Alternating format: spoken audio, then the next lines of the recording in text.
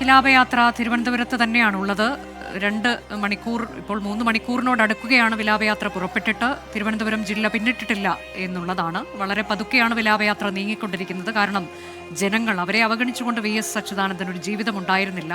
ഇപ്പോഴും അദ്ദേഹത്തിൻ്റെ അവസാന യാത്രയിലും ജനങ്ങളെ അവഗണിക്കാൻ കഴിയില്ല എന്നുള്ളത് കൊണ്ട് വളരെ വളരെ പതിയെ ആ വാഹനം നീങ്ങുകയാണ്. അദ്ദേഹത്തിന് ഒപ്പം നടക്കുകയാണ്. ഒരു പദയാത്ര പോലെയാണ് അദ്ദേഹത്തിൻ്റെ അന്ത്യയാത്ര. ഹോങ്ങംബൂട്ടിൽ നിന്ന് എസ് വിജയകുമാറുണ്ട്. വിജയകുമാർ, നമ്മളിപ്പോൾ പറയുന്നത് പോലെ ഈ ജനങ്ങളിങ്ങനെ ഒരു ആദരം എന്ന രീതിയിൽ അദ്ദേഹത്തിനൊപ്പം ഇങ്ങനെ നടക്കുകയാണ്. പതുക്കെ ഒരു പദയാത്ര എന്ന് തന്നെ അതിനെ വിശേഷിപ്പിക്കണം. നമ്മളൊക്കെ നടക്കുകയാണെന്ന് തോന്നുന്നു അല്ലേ? ആ ജനക്കൂട്ടത്തിനിടയിലൂടെ അദ്ദേഹം തൻ്റെ അവസാന യാത്ര നടത്തുകയാണ്. അനുജ, അത് ഒരു പദയാത്ര കണക്കാണ് ആ യാത്ര ഇങ്ങനെ പുരോഗമിക്കുന്നത്. ഈ യാത്രയിൽ ധാരാളം വാഹനങ്ങളുണ്ട്. പക്ഷേ ഈ വാഹനങ്ങളിൽ അത് ഓടിക്കുന്ന ആൾ മാത്രമേ ഉള്ളൂ. ബാക്കി എല്ലാവരും ഏതാണ്ട് പദയാത്ര കണക്ക്. ഇപ്പോൾ എനിക്ക് തോന്നുന്നത് സെക്രട്ടേറിയറ്റിലെ ദർബാർ ഹാളിൻ്റെ പരിസരത്ത് നിന്ന് തുടങ്ങിയതാണ് ഈ പദയാത്ര, വിലാപയാത്ര. അത് ഒരു പദയാത്ര തന്നെയാണ് അക്ഷരാർത്ഥത്തിൽ. അതിങ്ങനെ നടന്നാണ് ഇപ്പോൾ ഉള്ളൂർ കഴിഞ്ഞ് പൊങ്ങുമൂട്ടിലേക്ക് എത്തിക്കൊണ്ടിരിക്കുന്നത്. ഇതുവരെയും അടുത്തടുത്തടുത്തുകൾ പോയിന്റുകളായിരുന്നു. അതുകൊണ്ട് എല്ലാവരും നടക്കുകയാണ്. തിരുവനന്തപുരം നഗരപ്രാന്തത്തിൽ നിന്ന് ഇപ്പോൾ ആ യാത്ര ഇങ്ങനെ മുന്നോട്ട് നീങ്ങുകയാണ്. ഇനിയിപ്പോൾ ഏതാണ്ട് 27 കേന്ദ്രമാണ് തിരുവനന്തപുരം ജില്ലയിൽ VSന് അന്തിമോപചാരം അർപ്പിക്കാൻ വേണ്ടി തീരുമാനിച്ചിരിക്കുന്ന 27 കേന്ദ്രമാണ്. അത് കടമ്പാട്ടുകോണത്താണ് അവസാനിക്കുന്നത്. ആ യാത്ര ഒരു പദയാത്ര കണക്കെ ഇങ്ങനെ നീങ്ങുകയാണ്. ഏതാണ്ട് 2:15 സെക്രട്ടേറിയറ്റിലെ ദർബാർ ഹാളിൻ്റെ പരിസരത്തു നിന്ന്, അതിൻ്റെ മുന്നിൽ നിന്ന് വിലാപയാത്ര തുടങ്ങിയതാണ്. ഇപ്പോൾ സമയം 5 മണിയാകുന്നു. ഇത്രയും സമയമാകുമ്പോഴേക്കും ഉള്ളൂർ കടന്നതേ ഉള്ളൂ, ഉള്ളൂരിൽ നിന്ന് നീങ്ങിയതേ ഉള്ളൂ ആ യാത്ര. അപ്പോൾ നമ്മൾ കരുതിയതിനേക്കാൾ കൂടുതൽ സമയം ആകും ആലപ്പുഴയിൽ വിലാപയാത്ര എത്തിച്ചേരാൻ എന്നാണ് മനസ്സിലാക്കുന്നത്. എല്ലായിടത്തും ധാരാളം പ്രവർത്തകർ VSനെ അവസാനമായി കാണാൻ കാത്തു നിൽക്കുന്നുണ്ട്. അധിക സമയമൊന്നും ഒരു സ്ഥലത്തും നിർത്തുന്നില്ല. അവർക്കിടയിലൂടെ സാവധാനം നീങ്ങി ഈ വാഹന വ്യൂഹം കടന്നു വരുന്നതേ ഉള്ളൂ. പക്ഷേ അങ്ങനെയാണെങ്കിലും വലിയ ആൾക്കൂട്ടമുള്ളത് കൊണ്ട് എല്ലായിടത്തും അത് വളരെ സാവധാനം മാത്രമേ യാത്ര പറ്റുന്നുള്ളൂ. അതുകൊണ്ട് നമ്മൾ കരുതിയതിനേക്കാൾ കൂടുതൽ സമയം ഈ യാത്ര ആലപ്പുഴയിലെത്താൻ വേണ്ടിവരും എന്നാണ് കരുതുന്നത്. തിരുവനന്തപുരത്ത് ഞാൻ നേരത്തെ പറഞ്ഞതുപോലെ തിരുവനന്തപുരം VSുമായി അങ്ങേയറ്റം അടുത്ത് ബന്ധം പുലർത്തിയ ഒരു വലിയ നഗരമാണ്, ഒരു വലിയ ജില്ലയാണ്. VSൻ്റെ രാഷ്ട്രീയ പ്രവർത്തനം, പാർലമെന്ററി രംഗത്തെ അദ്ദേഹത്തിൻ്റെ പ്രവർത്തനത്തിലൊക്കെ വളരെ ക്രൂഷ്യലായ റോള് വഹിച്ച ഒരു നഗരം കൂടിയാണ് തിരുവനന്തപുരം. അതുകൊണ്ട് തിരുവനന്തപുരത്ത് അങ്ങനെ എളുപ്പം VSന് കടന്നു പോകാൻ കഴിയില്ല എന്ന് വേണം നമ്മൾ മനസ്സിലാക്കാൻ. അദ്ദേഹത്തിൻ്റെ വലിയ സമരങ്ങളും ഒക്കെ നമ്മൾ തിരുവനന്തപുരത്ത് എത്രയോ കണ്ടിട്ടുണ്ട്. ഒരു നിയമസഭാംഗം എന്ന നിലയിൽ അദ്ദേഹം നിയമസഭയ്ക്കകത്തും പുറത്തും നടത്തിയ വലിയ പോരാട്ടങ്ങളൊക്കെ തിരുവനന്തപുരത്ത് നമ്മൾ കണ്ടിട്ടുണ്ട്. അദ്ദേഹം CPMൻ്റെ സംസ്ഥാന സെക്രട്ടറി ആയിരുന്നപ്പോഴും ഇടതുമുന്നണിയുടെ കൺവീനർ ആയിരുന്നപ്പോഴും അദ്ദേഹത്തിൻ്റെ പ്രവർത്തന മേഖല യഥാർത്ഥത്തിൽ തിരുവനന്തപുരം തന്നെയായിരുന്നു. സംസ്ഥാനത്ത് എമ്പാടും അദ്ദേഹം ഓടി നടന്ന് സംഘടനാ പ്രവർത്തനങ്ങളും മുന്നണിയുടെ പ്രവർത്തനങ്ങളും ഒക്കെ നടത്തുമ്പോഴും അദ്ദേഹത്തിൻ്റെ കർമ്മമേഖല എപ്പോഴും കഴിഞ്ഞ കുറച്ച് പതിറ്റാണ്ടുകളായി, എനിക്ക് തോന്നുന്നു കഴിഞ്ഞ ഒരു 7 പതിറ്റാണ്ടായി അദ്ദേഹം തിരുവനന്തപുരത്ത് തന്നെയാണ് അദ്ദേഹത്തിൻ്റെ കർമ്മമേഖല. ഒന്നുകിൽ സംഘടനാ പ്രവർത്തനം, അതല്ലെങ്കിൽ പാർലമെന്ററി രംഗത്തുള്ള അദ്ദേഹത്തിൻ്റെ പ്രവർത്തനം, അതല്ലെങ്കിൽ ഇടതുമുന്നണിയുടെ കൺവീനർ എന്ന നിലയിലുള്ള പ്രവർത്തനം. ഏറ്റവും ഒടുവിൽ ഇപ്പോൾ നിയമപരിഷ്കരണ കമ്മീഷന്റെ ചുമതലയുള്ള സമയം, അതൊക്കെ വരുമ്പോഴും അതിൻ്റെ പ്രവർത്തന മേഖല തിരുവനന്തപുരം തന്നെയാണ്. അതുകൊണ്ട് തിരുവനന്തപുരത്താണ് കഴിഞ്ഞ ഒരു 6-7 പതിറ്റാണ്ട് VS വളരെ സജീവമായി പ്രവർത്തിച്ചത്. അതുകൊണ്ട് ആ നഗരവുമായി അദ്ദേഹത്തിന്, അല്ലെങ്കിൽ ആ ജില്ലയുമായി അദ്ദേഹത്തിന് ഇഴപിരിയാനാകാത്ത ഒരു ബന്ധവുമുണ്ട്.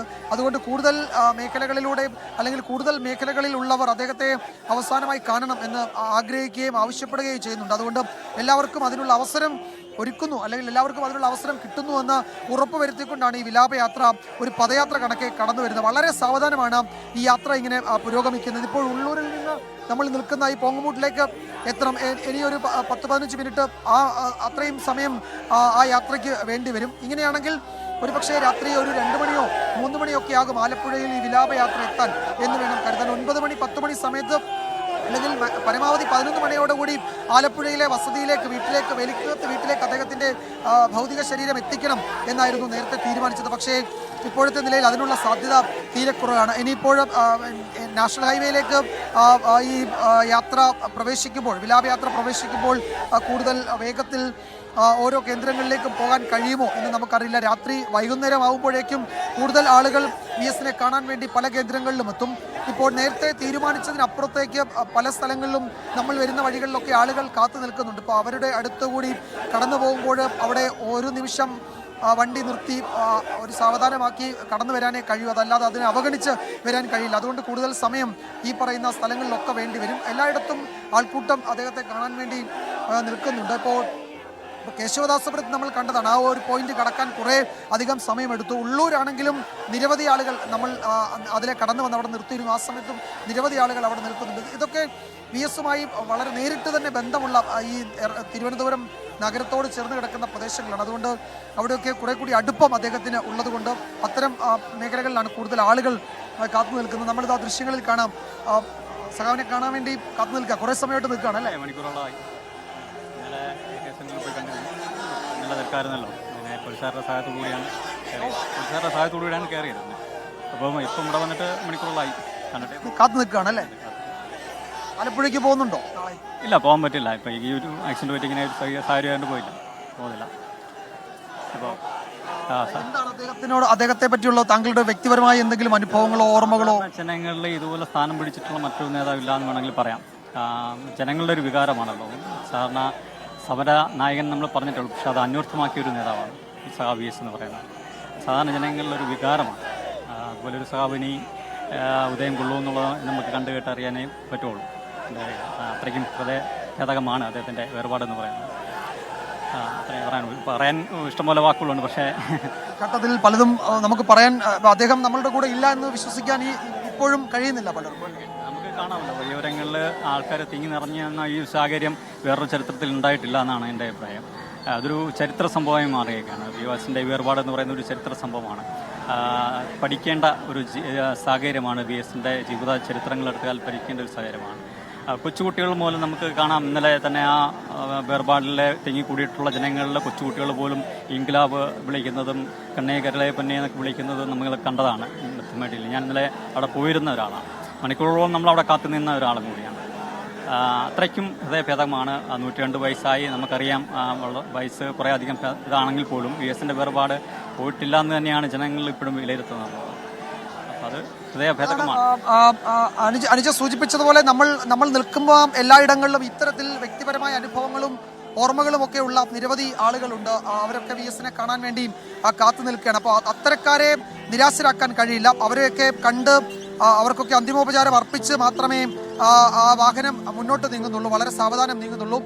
നല്ല തിരക്കുള്ള നഗരത്തിൻ്റെ പ്രധാനപ്പെട്ട ഭാഗങ്ങളാണ്.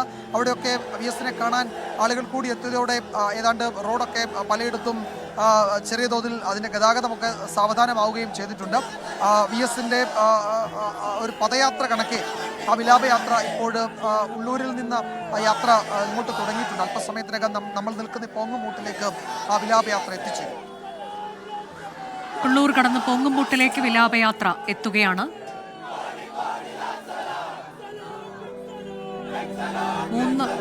3 മണിക്കൂറിലേക്ക് കടക്കുന്നു വിലാപയാത്ര ആരംഭിച്ചിട്ട്.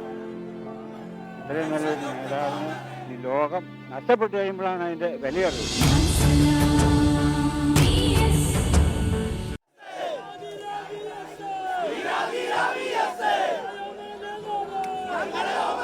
ഉള്ളൂർ പിന്നിട്ട് പോങ്ങുംപൂട്ടിലേക്ക് എത്തുമ്പോൾ അവിടെയും അദ്ദേഹത്തെ കാത്തു നിൽപ്പുണ്ട് ഒട്ടേറെ ആളുകൾ.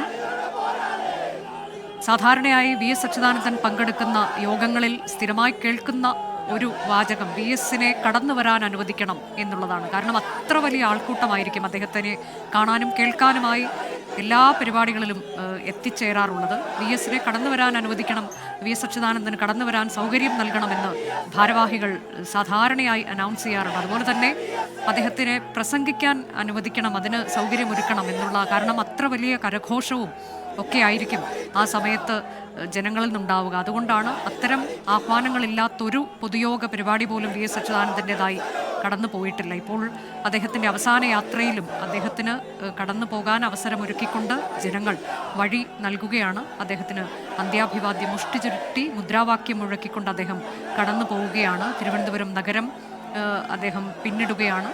ഇനിയും ഏതാനും പോയിന്റുകൾ കൂടി ബാക്കിയുണ്ട്.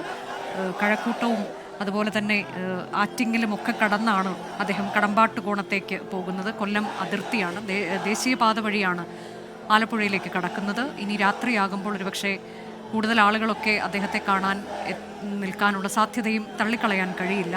പുലർച്ചെ 1 മണിയോടെ ആലപ്പുഴയിൽ എത്തിച്ചേരും എന്നതാണ് പാർട്ടി കണക്ക് കൂട്ടുന്നത്. 9 മണിക്ക് വീട്ടിൽ നിന്ന് വിലാപയാത്ര, 9 മണിക്ക് വീട്ടിൽ നിന്ന് മൃതദേഹം ജില്ലാ കമ്മിറ്റി ഓഫീസിലേക്ക് കൊണ്ടുപോകുമെന്ന് കൂടി പാർട്ടി അറിയിച്ചിട്ടുണ്ട്.